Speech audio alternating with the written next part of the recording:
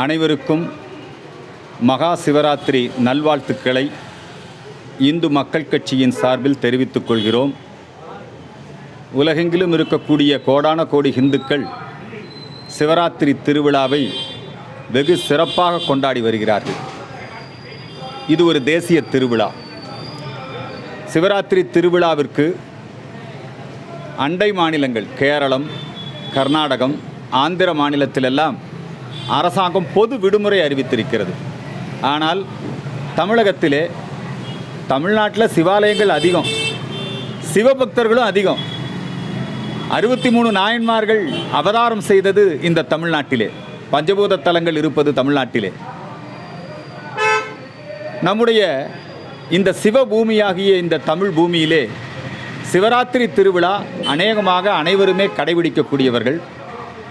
இந்த திருவிழாவிற்கு அரசாங்கம் ஒரு பொது விடுமுறை அளிக்க வேண்டும் என்கிற கோரிக்கையை இந்த நேரத்திலே முன்வைக்கின்றோம். இந்த சிவராத்திரி திருவிழாவை உலகமே போற்றுகின்ற வண்ணம், இந்த உலகத்திலேயே நடக்கக்கூடிய மிகப்பெரிய சிவராத்திரி திருவிழா நம்முடைய ஈசா யோக மையத்திலே சத்குரு ஜக்கி வாசுதேவ் அவர்கள் மூலம் நடத்தப்படக்கூடிய அந்த சிவராத்திரி திருவிழா ஆதியோகியினுடைய சிலையின் முன்பாக, தியான லிங்கத்தின் முன்பாக ஒரு நாள் முழுவதுமே சிவபூஜை சம்பந்தமான நிகழ்ச்சிகள், அற்புதமான சத்சங்கங்கள், நல்ல பக்தி இன்னிசை நிகழ்ச்சிகள் எல்லாம் ஒரு நாள் முழுவதும் நடைபெறும். வெளிநாடுகளில் இருந்தெல்லாம் இந்த சிவபூஜை திருவிழாவை காண்பதற்கு ஈசா யோக மையத்திற்கு வருகை தருவார்கள். லட்சக்கணக்கான சிவபக்தர்கள் ஒன்று கூடக்கூடிய உலகின் மிகப்பெரிய சிவராத்திரி திருவிழா எந்த விதமான அசம்பாவிதமுமின்றி தொடர்ந்து வெற்றிகரமாக நடைபெற்று வருகிறது. இந்த சிவராத்திரி திருவிழாவை சீர்குலைக்க வேண்டும் என்கின்ற எண்ணத்தோடு கம்யூனிஸ்டுகளும் திராவிடர் கழகத்தைச் சேர்ந்தவர்களும் தொடர்ந்து ஈசா யோக மையம் குறித்து அவதூறு பரப்பி வருகிறார்கள். ஈசா யோக மையத்தின் சார்பிலே தமிழ்நாடு முழுக்க இந்து மயானங்களை பராமரித்து வருகிறார்கள். வெகு சிறப்பாக இந்து மயானங்கள் ஈசா யோக மையத்தின் மூலமாக பராமரிக்கப்பட்டு வருகிறது. போலுவாம்பட்டி மற்றும் அந்த பகுதியில் இருக்கக்கூடிய மலைவாழ் மக்கள், அனைத்து தரப்பு மக்களும் பயன்பெறக்கூடிய வகையிலே ஈசா யோக மையத்திற்கு அருகாமையிலே ஒரு மயானம் உருவாக்கப்பட்டிருக்கிறது.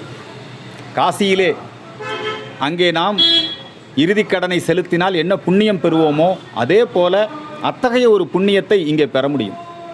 ஆனால் வேண்டுமென்றே உள்நோக்கத்தோடு இந்த கிறிஸ்தவ காருண்யா நிறுவனம் தூண்டிவிட்டு கம்யூனிஸ்டுகள் அதே போல் திராவிடர் கழகத்தை சார்ந்தவர்கள் அந்த மயானம் அங்கே அமைவதை எதிர்த்து நீதிமன்றத்திற்கு சென்றார்கள். ஈசா பற்றி பல்வேறு விதமான அவதூறுகளை பரப்பிக்கொண்டே இருக்கிறார்கள். அவர் பெண்களை மயக்கி விட்டார், பெண்களுக்கு மொட்டையடித்து விட்டார்.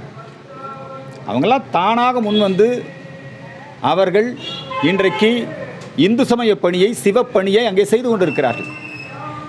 கிறிஸ்தவ மதத்தில் நாடு முழுக்க 6 லட்சத்திற்கும் மேற்பட்ட கன்னியாஸ்திரிகள் மொட்டையடித்து கன்னியாஸ்திரியாக இருக்கிறாங்க. அதை போய் எந்த கம்யூனிஸ்ட்காரனும் கேட்க மாட்டேங்க. ஆனால் ஈசா யோக மையத்தில் இந்து சமயத்துக்காக சேவை செய்வதற்கு அவர்களாக விருப்பப்பட்டு வந்திருக்கிறாங்க. உடனே அதை பற்றி அவதூறு பரப்புறது. குறிப்பாக மார்க்சிஸ்ட் கம்யூனிஸ்ட் கட்சியினுடைய பொதுச் செயலாளர் திரு சண்முகம் அவர்கள் வேண்டுமென்றே உள்நோக்கத்தோடு ஈசா குறித்து அவதூறு பரப்புகிறார். திராவிடர் கழகம் போன்றவர்கள் ஈசாவின் மீது தாக்குதல் நடத்த முயற்சித்தார்கள். கடந்த வாரத்தில் ஒரு 2-3 மாதத்துக்கு முன்பாக ஒரு போராட்டம் அறிவித்து தடையை மீறி உள்ள வந்து ஈசா யோக மையத்தின் மீது தாக்குதல் நடத்த முயற்சித்தார்கள். காவல்துறை 2 தரப்பு மேலேயும் அவங்க வந்து வழக்கு பதிவு செஞ்சுருக்காங்க. அப்புறம் ரொம்ப பிரச்சாரம் பண்ணிகிட்டே இருக்கான் அந்த கம்யூனிஸ்ட்காரன், தீகாக்காரன், இந்த கிறிஸ்தவனெல்லாம் சேர்ந்து என்ன பிரச்சாரம் பண்ணுறான்னா, காடுகளை ஆக்கிரமித்து விட்டார்கள், அவர்கள் வன விலங்கு, யானை பாதை இதையெல்லாம் ஆக்கிரமித்து விட்டார்கள். இதெல்லாம் பொய். எதுவுமே நீதிமன்றத்தில் நிரூபணமாகலை. எல்லா இடத்துலையுமே ஈசா யோக மையம் சட்டப்பூர்வமாக இயங்கி வருகிறது என்பது நிரூபிக்கப்பட்டு விட்டது. ஈசா யோக மையம் மூலமாக பசுமைக்கரங்கள் திட்டம் நாடு முழுக்க கோடிக்கணக்கான மரங்கள் நடைபெற்றது. அந்த பசுமைக்கரங்கள் திட்டத்தை துவக்கி வைத்ததே ஐயா கலைஞர் மு கருணாநிதி அவர்கள் தான். இப்போ இந்த மயானங்கள் பராமரிக்கக்கூடிய திட்டம் உள்ளாட்சித்துறை அமைச்சர், ஏன்னா மயானங்களை பராமரிக்கிறது உள்ளாட்சித்துறை தானே, அந்த உள்ளாட்சித்துறை அமைச்சரே இதை பாராட்டி இருக்கிறார். ஆனாலும் கம்யூனிஸ்டுகள் இந்த திராவிட மாடல் ஆட்சியிலே ஆதிக்கம் செலுத்தி வேண்டுமென்றே ஈசாவுக்கும் திமுகவுக்கும் ஆளுங்கட்சிக்கும் மோதலை உண்டாக்க வேண்டும் என்கிற உள்நோக்கத்தோடு தொடர்ந்து செயல்பட்டு கொண்டிருக்கிறார்கள். இந்த லட்சக்கணக்கான மக்கள் நடத்தக்கூடிய இந்த சிவராத்திரி திருவிழாவை குறித்து அவதூறு பரப்பிக் கொண்டிருக்கிறார்கள். இதற்கு இந்து மக்கள் கட்சி வன்மையான கண்டனத்தை தெரிவிக்கிறது. ஈசா யோக மையத்திலே நடைபெறக்கூடிய சிவராத்திரி திருவிழாவிலே புகுந்து குழப்பம் செய்வதற்கு மே 17 இயக்கம், கம்யூனிஸ்டுகள், திராவிடத்தை சார்ந்தவர்கள், அப்புறம் தமிழ் வழிபாட்டு நெறியாளர்கள் ஒரு குரூப் வந்திருக்கிறாங்க. இப்போ அவனுக்கும் தமிழுக்கு எந்த சம்மந்தமும் கிடையாது. அங்கே பெண்மணிகளை எல்லாம் வைத்து குழப்பம் ஏற்படுத்துவதற்கு முயற்சித்து கொண்டிருக்கிறார்கள். இந்த காவல்துறைக்குள்ள சில கிறிஸ்துவ உளவுத்துறை அதிகாரிகள் இருக்கிறாங்க. அவங்க வேண்டுமென்றே உள்நோக்கத்தோடு இவங்களுக்கு ஆதரவாக இருக்கிறாங்க. வந்து தாக்கியது ராமகிருஷ்ணன் சம்மந்தப்பட்ட ஆட்கள். அவங்க எதுக்கு அங்கே வந்தாங்க? ஆனால் வழக்கு போடுறது ஈசா யோக மையத்தில் வேலை செய்கிறவங்க மேலேயும் சேர்த்து வழக்கு போடுறாங்க. அப்போது இந்த திராவிட மாடல் அரசாங்கத்தை முழுக்க இவங்க பயன்படுத்தி சிவபக்தர்கள் மீது ஒரு குழப்பத்தை உண்டு பண்ண, தாக்குதல் நடத்த முயற்சிக்கிறார்கள். ஆகவே தமிழக அரசு, காவல்துறை விழிப்புணர்வுடன் இருந்து இந்த சிவராத்திரி திருவிழா நல்ல விதமாக நடைபெற உரிய நடவடிக்கைகளை மேற்கொள்ள வேண்டும் என்கிற வேண்டுகோளை முன்வைக்கின்றேன். இலங்கையிலே மிகப்பெரிய சிவபக்தர்கள் இலங்கை தமிழர்கள். உலகத்தில் இருக்கிற பல இடங்கள்லையும் சிவாலயங்களையும் நம்முடைய விநாயகர் கோவிலையும் கட்டி உலகம் முழுக்க இந்து சமயத்தை பரப்பியவர்கள் இலங்கை தமிழர்கள். அந்த இலங்கை தமிழர்கள் சிறுபான்மையாகிவிட்ட காரணத்தினால் அங்கே அவர்களுக்கு ஒரு நாடின்றி தவித்துக் கொண்டிருக்கிறார்கள். எனவே இந்து ஈழம் மலர வேண்டியும், காஷ்மீரத்திலே விரட்டியடிக்கப்பட்ட இந்துக்கள் மீண்டும் அந்த காஷ்மீரத்துக்குள்ளே போய் அவர்கள் சொந்த நிலங்களிலே இருக்க வேண்டும்.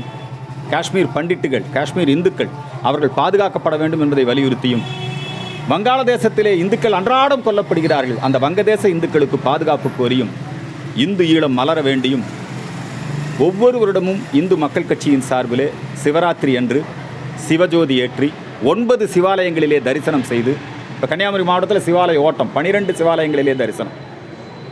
அது மாதிரி கோவையிலும் சென்னையிலும் இந்து மக்கள் கட்சியினுடைய தொண்டர்கள் 9 சிவாலயங்களிலே தரிசனம் செய்து அதே மாதிரியான சிவாலய ஓட்டம் மாதிரியான ஒரு புனித நிகழ்ச்சியை, சிவஜோதி யாத்திரையை நடத்த இருக்கிறோம்.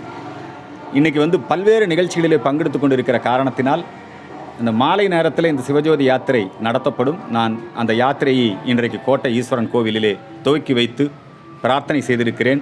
இந்த கோரிக்கைகளை அரசாங்கத்திற்கும் மக்கள் மத்தியிலும் இந்த கோரிக்கைகளை முன்வைக்கின்றேன். எல்லாவற்றிற்கும் மேலாக தேவாதி தேவன் மகாதேவன் எம்பெருமான் சிவபெருமானுடைய திருவடியிலே நான் என்னுடைய கோரிக்கைகளை, விண்ணப்பத்தை முன்வைக்கின்றேன். சம்போ மகாதேவா, மகா சிவராத்திரி வாழ்க.